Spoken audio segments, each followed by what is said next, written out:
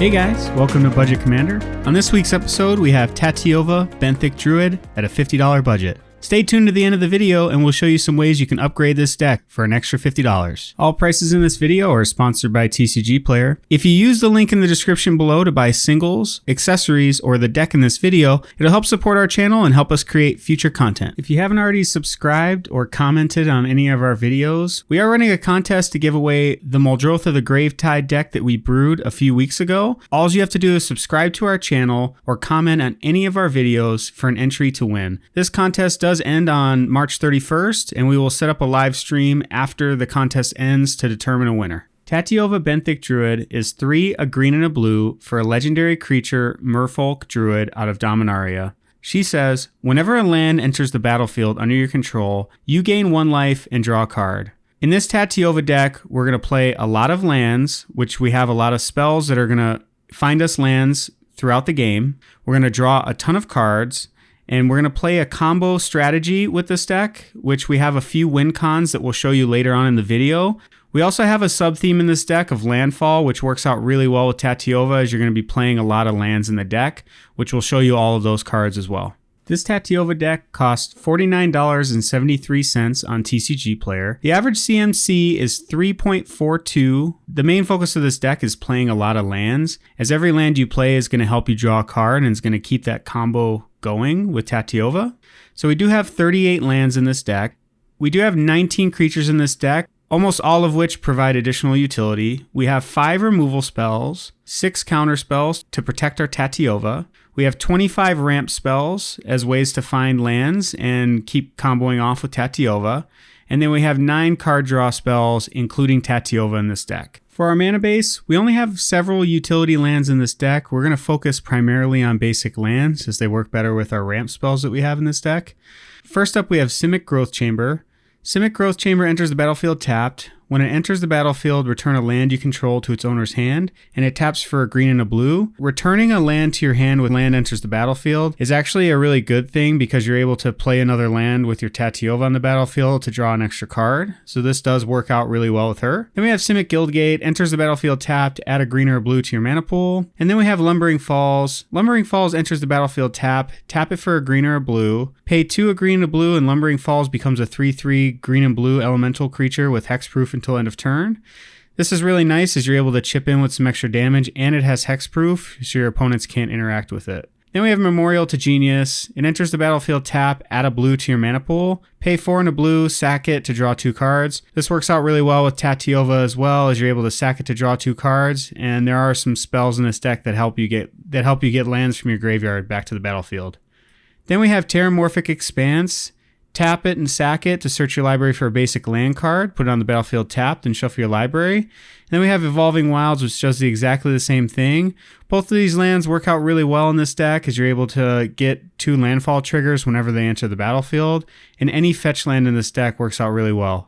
Then we have Blighted Woodland. Tap it to add a colorless to your mana pool. Pay 3 and a green, sack it, search your library for up to 2 basic land cards, put them onto the battlefield, tapped, then shuffle your library. Again, this is a great way to get a bunch of landfall triggers with this land as well. And then rounding out our mana base, we do have 10 islands in this deck and 21 forests, as we are heavy on the green spells in this deck.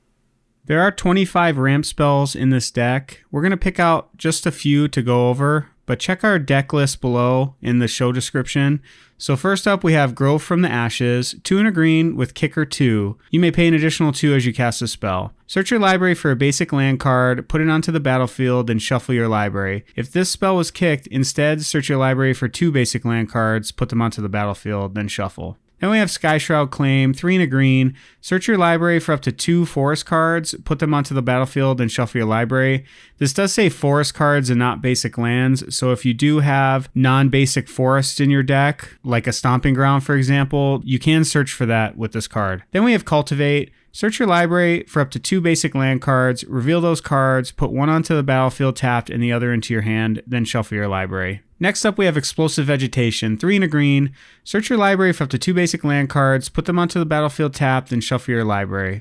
And then we have Far Wanderings, 2 and a green. Search your library for a basic land card, put that card onto the battlefield tapped, then shuffle your library. And then it has Threshold. If 7 or more cards are in your graveyard, instead search your library for up to 3 basic land cards, put them onto the battlefield tapped, then shuffle your library. And then we have Harrow, 2 and a green. As an additional cost to cast this spell, sacrifice a land. Search your library for up to 2 basic land cards, put them onto the battlefield, then shuffle your library. I do want to point out that this is an instant, so you can cast this at any time, which can be helpful in this deck. Then we have Primal Growth, 2 and a green for a sorcery, kicker, sack a creature. Search your library for a basic land card, put that card onto the battlefield, then shuffle your library. If Primal Growth was kicked, instead search your library for up to 2 basic land cards and put them onto the battlefield, then shuffle your library. The kicker on here of sacrificing your creature can sometimes be an advantage as you're looking to get rid of some of the creatures that are on the battlefield. And then we have Rampant Growth, 1 and a green for a sorcery. Search your library for a basic land card and put that card onto the battlefield tapped, then shuffle your library. And then we have Securitas Root, 3 and a green. Search your library for up to 2 basic land cards and or gate cards and put them onto the battlefield tapped, then shuffle your library. Then we have Search for Tomorrow, 2 and a green. Search your library for a basic land card, put it onto the battlefield, then shuffle your library. Or it has Suspend 2 for a green. Rather than cast this card from your hand, you may pay green and exile it with 2 time counters on it. At the beginning of your upkeep, remove a time counter. When the last one is removed, cast this card without paying its mana cost. This is a really great spell. If you have this in your opening hand, you're able to play this on turn 1 and get an additional land ramp. Then we have Nissa's Renewal, 5 and a green. Search your library for up to 3 basic land cards, put them onto the battlefield tapped, then shuffle your library. You gain 7 life. This spell is really powerful as you're able to get 3 lands, and sometimes gaining 7 life can make a difference, especially late in the game. Then we have Animus Awakening, X and a green. Reveal the top X cards of your library. Put all land cards from among them onto the battlefield tapped and the rest on the bottom of your library in a random order. And then it has Spell Mastery. If there are 2 or more instant or sorcery cards in your graveyard, untap those lands. This is really powerful. You're going to have a lot of lands on the battlefield that you're able to dump a lot of mana into that X. And then you're able to get a bunch of lands from your library and put them straight onto the battlefield. This works out really well with landfall, as you could get a bunch of triggers. The next set of cards are spells, which help us play additional lands on our turn. So first up, we have Summer Bloom, 1 and a green. You may play up to 3 additional lands this turn. Then we have Explore, 1 and a green. You may play an additional land this turn, draw a card. And then we have Growth Spiral, green and a blue for an instant. Draw a card. You may put a land card from your hand onto the battlefield. And then we have Broken Bond, 1 and a green, destroy target artifact or enchantment. You may put a land card from your hand onto the battlefield. And then we have Urban Evolution, 3 a green and a blue, draw 3 cards. You may play an additional land this turn. So these cards are really great. If you have your Tatyova on the battlefield, they're going to help you draw even more cards. And they're going to help you get some of those lands that you have sitting in your hand onto the battlefield so you can play your more expensive spells later on in the game. The next set of cards in this deck are draw engines, in that they're able to help us draw additional cards to churn through our deck faster and help us combo off. First up, we have Horn of Greed. 3 colorless for an artifact. Whenever a player plays a land, that player draws a card. So this works out really well if you have your Tatyova on the battlefield. Not only are you going to draw 1 card when you play a land off the Tatyova, you're also going to draw an additional one off the Horn of Greed as well. One thing to note, this does work for all players. So if your opponents have this out and they play a land, they are going to draw a card too. So that is one thing to note. But our deck is set up to take advantage of this more than our opponents will. And then we have Rites of Flourishing. 2 and a green for an enchantment. At the beginning of each player's end step, that player draws an additional card. Each player may play an additional land on each of his or her turns. Again, this does work out for everybody, but our deck is going to take advantage of it way better than our opponents will. And then we have Ghirapur Orrery, 4 colorless for an artifact. Each player may play an additional land on each of his or her turns. At the beginning of each player's upkeep, if that player has no cards in hand, that player draws 3 cards. Again, this is a really powerful artifact in this deck, especially if you're able to get empty-handed. You are able to draw 3 cards at the beginning of your upkeep, which is really... I wanted to point out a few pieces of interaction that are in this deck that work out really well with Tatyova. So first up, we have Deprive. Blue for an instant. As an additional cost to cast Deprive, return a land you control to its owner's hand. Counter target spell. In this deck, Deprive is actually better than just plain old Counterspell, in that you're able to pick up a land, which is really important because you're going to be able to get a card draw off of it with your Tatyova on the battlefield. And then we have Scatter to the Winds. 1 blue for an instant, counter target spell. And then it has Awaken 3, 4 blue. If you cast a spell for 4 blue, also put 3 +1/+1 counters on target land you control, and it becomes a 0/0 elemental creature with haste. It's still a land. So this is really powerful later on in the game in that you're able to make a 3/3 land creature out of it. And then if you play it early on in the game for just its normal mana cost, it is going to give you a cancel and that you're able to counter a spell when you need to. And then we have Aetherize, 3 and a blue for an instant. Return all attacking creatures to their owner's hand. So this is a great way if an opponent swings in at you, you're able to just return everything that they attack at you to the... In this deck, we didn't have quite enough funds to add in Lightning Greaves or Swiftfoot Boots. So for protection, we're relying on our counter spells to be able to protect our Tatyova. And we also included Simic Charm, which is a green and a blue for an instant. Choose one. Target creature gets +3/+3 until end of turn, or permanents you control gain hexproof until end of turn, or return target creature to its owner's hand. So this gives you some flexibility in that you're able to give everything you control hexproof if your opponent tries to target something and get rid of one of your permanents on the battlefield. You're able to return a target creature to your opponent's hand, so it acts as a removal. And then you're able to pump something if you have to make a block, and you're able to get your creature bigger. Let's talk about a couple of cards that provide a lot of value in this deck, but they don't necessarily fit into any of the other themes. So first up, we have Meloku, the Clouded Mirror. 4 and a blue for legendary creature Moonfolk Wizard. It has flying. Pay 1. Return a land you control to its owner's hand. Put a 1/1 blue illusion creature token with flying onto the battlefield. So this is great in that you're able to pick up your lands, create some tokens, and then you can replay your lands with Tatyova out to draw cards, which is going to help keep your combo going. Then we have Trade Routes. It's 1 and a blue for an enchantment. Pay 1. Return target land you control to its owner's hand. And then you can pay 1, discard a land card from your hand, draw a card. So this works well in 2 ways. First, you're able to pick up lands, get them back to your hand, and that you're able to play them again with your Tatyova on the battlefield. And then if you have a bunch of lands in your hand and you aren't able to play them in a turn, you're able to discard a land for a generic mana to draw a card. So you're able to get rid of some of your dead draws and smooth out your deck a little bit with this card. It is really strong in this deck, and it is a budget pickup. And then we have the Mending of Dominaria. 3 green for an enchantment saga. As this saga enters and after your draw step, add a lore counter. Sacrifice it after 3 lore counters. On 1 and 2, you're going to put the top 2 cards of your library into your graveyard. Then you may return a creature card from your graveyard to your hand. And then on 3, it says, return all land cards from your graveyard to the battlefield, then shuffle your graveyard into your library. This is a really great card in that you're able to get some creatures back from your graveyard if you lost some of your creatures to removal. And then you're also able to get any lands that you may have sacrificed or discarded earlier on in the game. You're able to get them all back onto the battlefield in the same turn, which is really strong in this deck. So there is a landfall sub-theme in this deck, and it works out really well with Tatyova as you're going to be playing lands anyway. So first up, we have Rampaging Baloths. 4 a green and a green for a creature beast with trample. It has landfall. Whenever a land enters the battlefield under your control, you may create a 4/4 green beast creature token.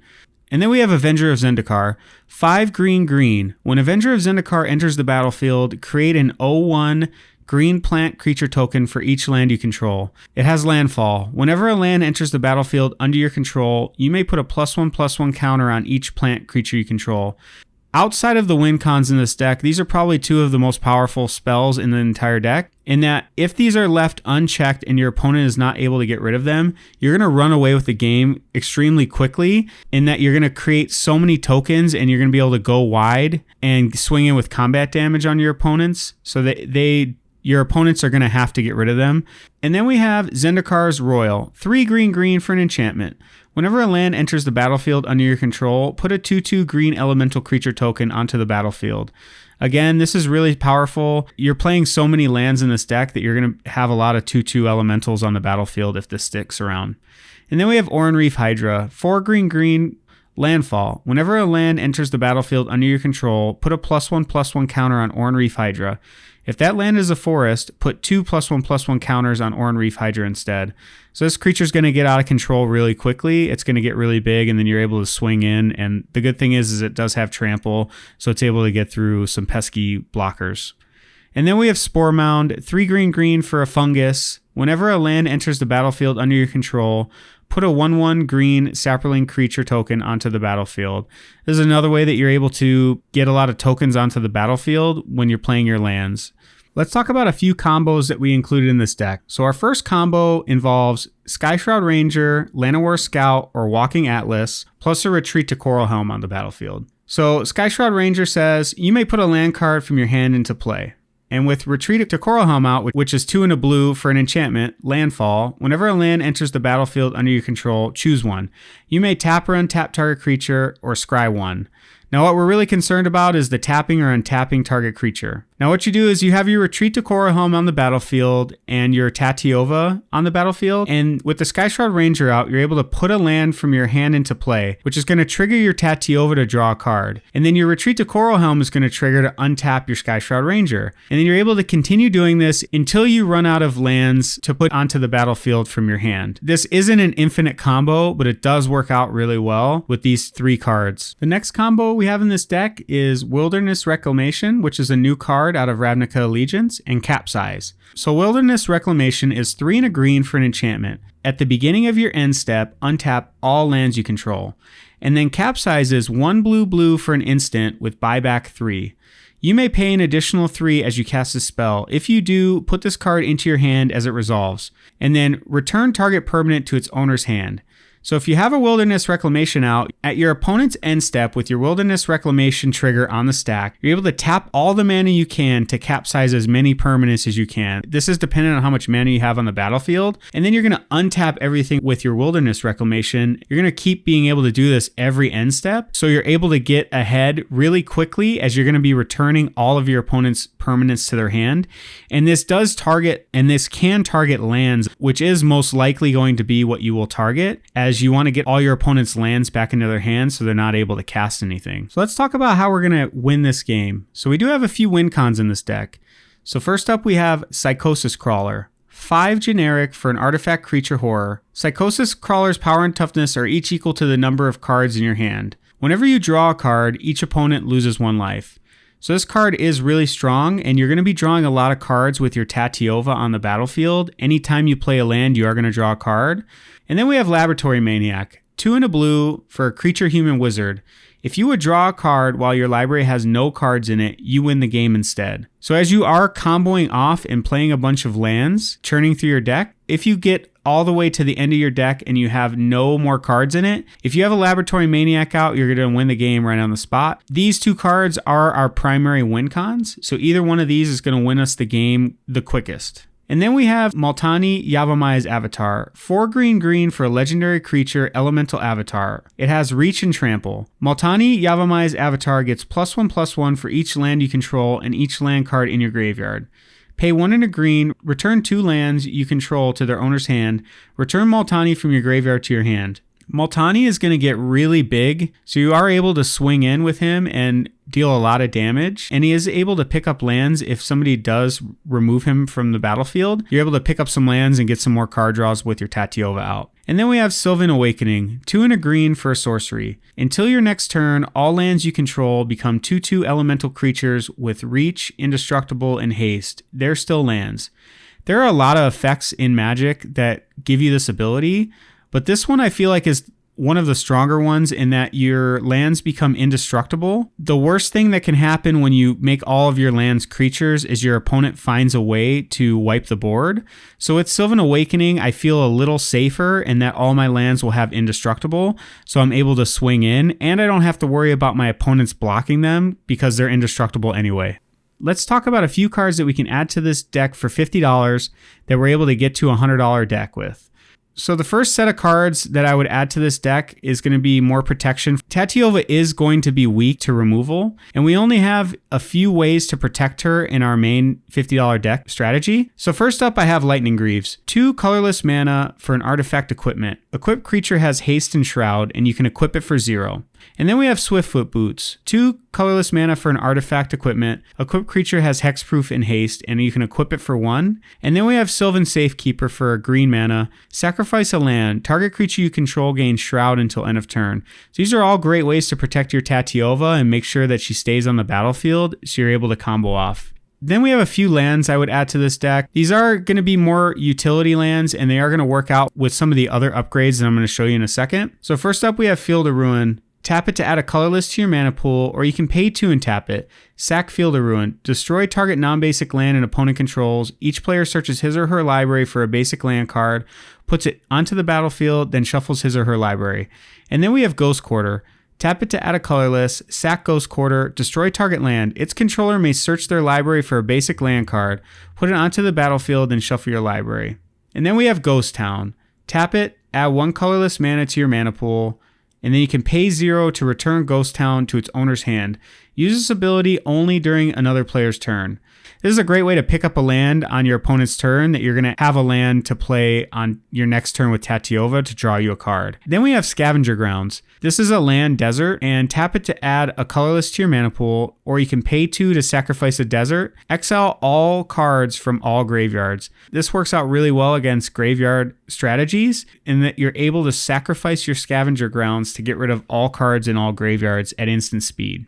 Next up, we have a couple of cards that are going to work out really well in this deck, but we weren't able to fit in because of the cost. So first up, we have Courser of Kruphix. 1 green for an enchantment creature Centaur. Play with the top card of your library revealed. You may play the top card of your library if it's a land card. Whenever a land enters the battlefield under your control, you gain 1 life. This is a great way to see the top of your deck and play any cards off the top of your deck if they're lands. So you're able to filter your top of your deck.